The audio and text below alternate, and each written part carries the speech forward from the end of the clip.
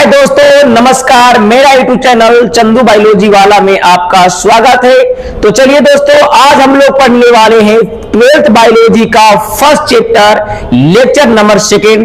अगर आप मेरा फर्स्ट लेक्चर ऑब्जेक्टिव का नहीं देखे हुए तो आपका लिंक डिस्क्रिप्शन में दिया गया होगा, वहां से आप देख सकते हैं। और अगर आप देख चुके होंगे तो अगर आपको वीडियो अच्छा लगा होगा और मेरे चैनल को सब्सक्राइब नहीं किए होंगे तो अभी आप तुरंत कीजिएगा, क्योंकि इसी तरीका से मैं हर चैप्टर का ऑब्जेक्टिव चैप्टर बाय लेके आता रहूंगा। और जिस तरीका से मैं ऑब्जेक्टिव आपका दे रहा हूं, आपके आने वाले 2026 का एग्जाम में आप बायोलॉजी में अच्छे नंबर से पास कर सकते हैं। तो चलिए बिना टाइम गवाए हुए करते हैं वीडियो को स्टार्ट।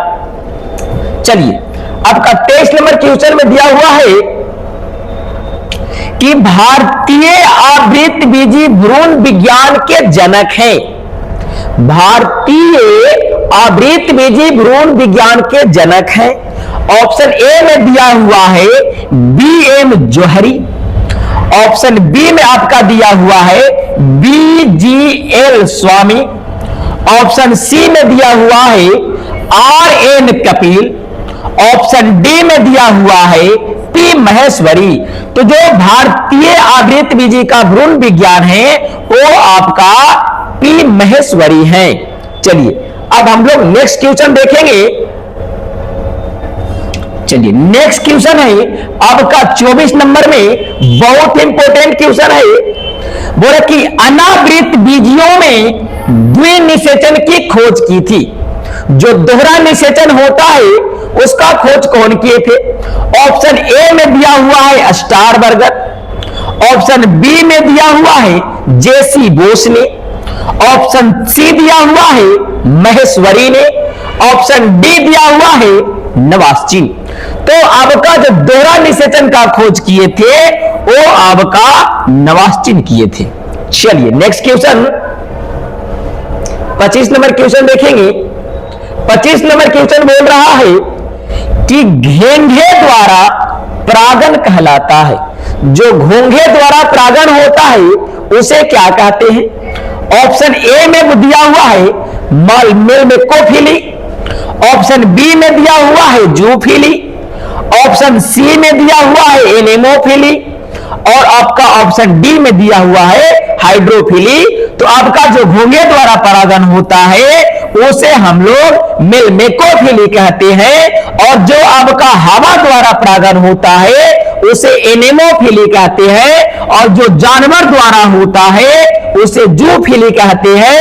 और जिसमें जल द्वारा परागण होता है उसे हाइड्रोफिली कहते हैं। इस बातों को आपको गौर से याद करके रखना है। चलिए नेक्स्ट क्वेश्चन देखेंगे। चलिए अगला क्वेश्चन है बोला कि 100 परागकण बनने के लिए कितने सूत्री विभाजन की आवश्यकता होती है? यानी कि 100 परागकण बनाना है तो उसके लिए कितने असूत्री विभाजन की आवश्यकता पड़ेगी? तो जब किसी विपादक में एक बार असूत्री विभाजन होता है तो 4 परागकण बनते हैं। तो 100 परागकण बनाना होता है तो उसे जब 4 से डिवाइड करेंगे तो आपका आंसर आ जाएगा 25। यानी कि 100 परागकण बनाने के लिए 25 असूत्री विभाजन की आवश्यकता पड़ेगी। तो 26 का आपका ऑप्शन नंबर सी हो जाएगा। चलिए 27 नंबर देखेंगे। 27 नंबर क्वेश्चन है बोला कि निषेचन की खोज किसने की थी? ऑप्शन ए में है नवासची, बी में है आपका स्टारबर्गर, सी में है आपका लीवेनहॉफ और डी में है आपका रॉबर्ट हुक। तो जो निषेचन का खोज किए थे आपका स्टारबर्गर खोज किए थे। चलिए नेक्स्ट क्वेश्चन, चलिए 28 नंबर क्वेश्चन देखेंगे। बोले कि पराग नलिका का बीजांड द्वार से बीजांडकाय में प्रवेश कहलाता है। यानी कि आपका जो पराग नलिका होता है जब बीजांड द्वार से बीजांडकाय में प्रवेश करता है तो उसे क्या कहते हैं? आपका आंसर हो जाएगा ऑप्शन ए पोरोगैमी। चलिए नेक्स्ट क्वेश्चन, चलिए 26 नंबर क्वेश्चन देखेंगे। सॉरी 29 नंबर बोला कि अलग अलग समय पर नर तथा मादा जनन अंगों की परिपक्वता कहलाता है। यानी कि जब किसी द्विलिंगी पुष्प में नर एवं मादा दोनों अलग अलग टाइम पर परिपक्व होते हैं तो उसे क्या कहा जाता है, तो उसके कहा जाता है डाइकोगैमी। चलिए, तो 29 का आपका ऑप्शन नंबर ए हो जाएगा। चलिए नेक्स्ट क्वेश्चन देखेंगे। बोले कि पुष्पी पादपों में लैंगिक जनन में, पुष्पी पादप और लैंगिक जनन में निम्नलिखित में से कौन सा अंग भाग लेते हैं? पुष्पी पादप का मतलब हो जाता है वैसा पादप जिसमें पुष्प उपस्थित होते हैं। इस पृथ्वी पर जितने भी पुष्प पादप होते हैं सभी पादप में पुष्प उपस्थित नहीं होते हैं। तो जिस पुष्प में, जिस पादप में पुष्प उपस्थित होता है उसमें लैंगिक जनन पाया जाता है और उसमें कौन सा अंग भाग लेगा? तो आपका आंसर हो जाएगा ऑप्शन नंबर ए, यानी कि फूल भाग लेते हैं। चलिए नेक्स्ट देखेंगे। नेक्स्ट बोल रहा है कि एक प्रारूपी पुष्प में कितने प्रकार के पुष्प पत्र पाए जाते हैं? प्रारूपी के मतलब होता है प्रारोह बदलाव। तो जो पुष्प होता है एक पत्ती का प्रारोह भाग होता है और उसमें कितने दल पत्र होते हैं? तो टोटल 4 होते हैं। एक आपका दलपुंज हो गया, एक आपका बाह्य दलपुंज हो गया, एक आपका स्त्री केसर और आपका अगला हो गया पुंग केसर। तो टोटल हो जाते हैं 4। चलिए नेक्स्ट क्वेश्चन देखेंगे। चलिए हम लोग अगला 32 नंबर क्वेश्चन देखेंगे। 32 नंबर क्वेश्चन बोल रहा है कि पुष्प कृषि को निम्न में से क्या कहते हैं? यानी कि पुष्प की कृषि किया जाता है, खेती किया जाता है, उसे क्या कहते हैं? ऑप्शन ए में दिया हुआ है फ्लोरिकल्चर, ऑप्शन बी में दिया हुआ है पिसिकल्चर, ऑप्शन सी में दिया हुआ है एपीकल्चर और ऑप्शन डी में दिया हुआ है सेरिकल्चर। तो आपका ऑप्शन नंबर ए हो जाएगा फ्लोरिकल्चर। चलिए नेक्स्ट क्वेश्चन। चलिए 33 नंबर क्वेश्चन देखेंगे। बोले कि पुष्प के नर जनन संरचना को क्या कहते हैं? यानी कि जब एक देख लेंगे पुष्प में जो आपका नर वाला भाग होता है उसे क्या कहा जाता है? ऑप्शन ए में दिया हुआ है पुमंग, ऑप्शन बी में दिया हुआ है जायंग, ऑप्शन सी में आपका दिया हुआ है बाह्य दलपुंज, ऑप्शन डी में दिया हुआ है आपका अंडाशय। तो जो आपका पुष्प के नर वाला भाग होता है उसे हम लोग पुमंग कहते हैं। तो ऑप्शन नंबर ए हो जाएगा। चलिए नेक्स्ट क्वेश्चन। चलिए 34 नंबर क्वेश्चन है।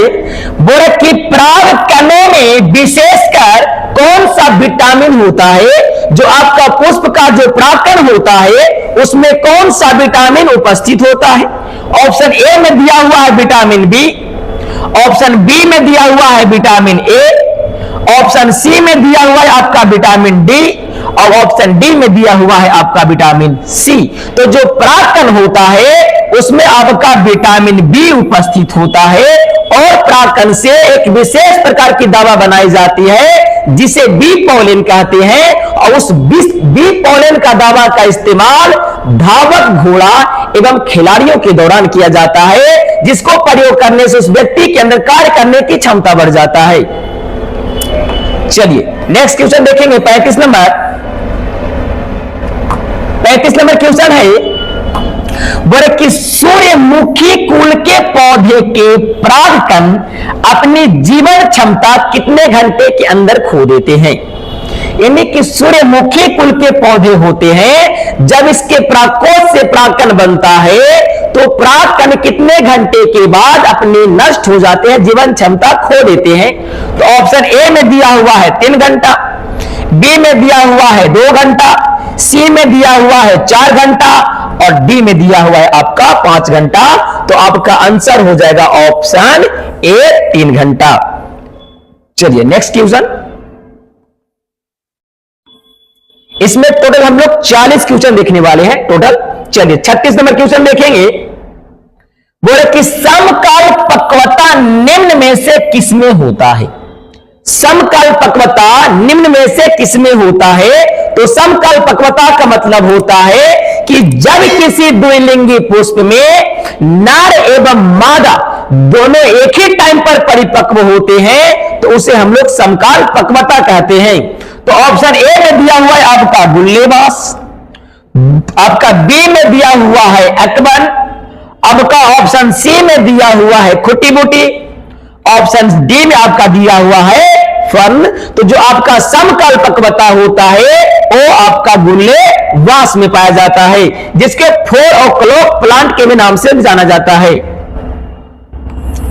चलिए 37 नंबर क्वेश्चन देखेंगे। 37 नंबर क्वेश्चन है कि ऑर्निथोफिली पर परागन किसके द्वारा होता है। ऑर्निथोफिली जो होता है वो आपका पर परागन किसके कारण होता है। ऑप्शन ए में बोल रहा है आपका मनुष्य द्वारा, ऑप्शन बी में आपका दिया हुआ है पवन द्वारा, ऑप्शन सी में दिया हुआ है पक्षी द्वारा, ऑप्शन डी में दिया हुआ है आपका कीट द्वारा। तो जो आपका ऑर्निथोफिली होता है वो आपका पक्षी के द्वारा होता है। तो 37 का ऑप्शन नंबर सी हो जाएगा। चलिए नेक्स्ट क्वेश्चन।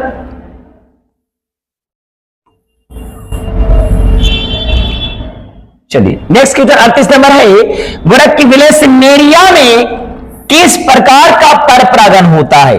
तो विलेसनेरिया एक पादप है, उसमें पर परागन किसके माध्यम से होता है।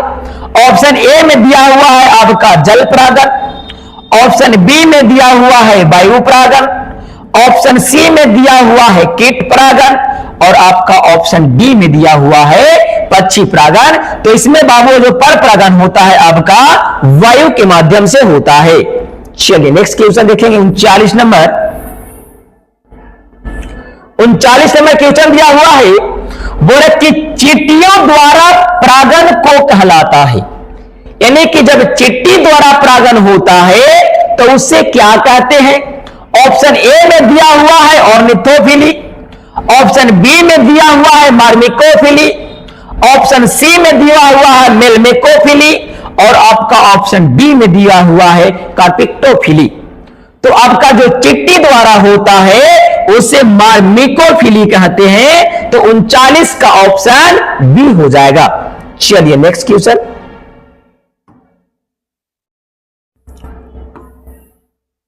चलिए 40 नंबर क्वेश्चन में बोल रहा है निषेचन क्या है। निषेचन क्या है, निषेचन में क्या होता है। तो निषेचन में अंड तथा नर न्यूक्लियस का संयोजन होता है। तो 40 का ऑप्शन नंबर ए हो जाएगा। चलिए नेक्स्ट देखेंगे आपका 41 नंबर क्वेश्चन है बोला कि सत्य फल का निर्माण किससे होता है। जो आपका सत्य फल होता है उसका निर्माण किससे होता है। तो आपका ऑप्शन ए में दिया हुआ है अंडा से, बी में दिया हुआ है पेटल, सी में दिया हुआ है आपका पुमंग और डी में दिया हुआ है आपका बीजांड। जो सत्य फल का निर्माण होता है वो अंडाशय से होता है और असत्य फल होता है उसका निर्माण अंडाशय से ना होकर के पुष्प की अन्य भाग से होता है। चलिए नेक्स्ट क्वेश्चन देखेंगे।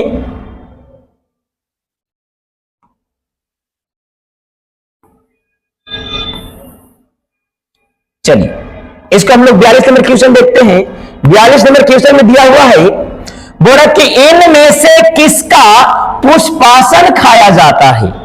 इनमें से किसका पुष्पासन खाया जाता है। तो आपका ऑप्शन ए में दिया हुआ है शरीफा, बी में आपका दिया हुआ है सेब और आपका सी में दिया हुआ है नारंगी और आपका ऑप्शन डी में दिया हुआ है लीची।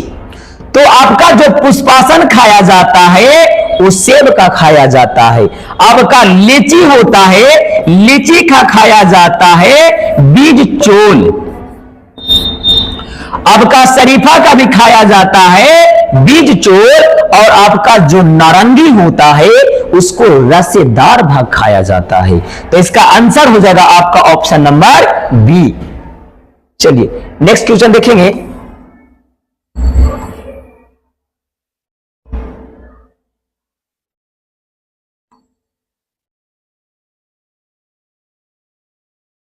चलिए 43 नंबर क्वेश्चन देखेंगे। बोला कि गेहूं में परागण किसके द्वारा होता है?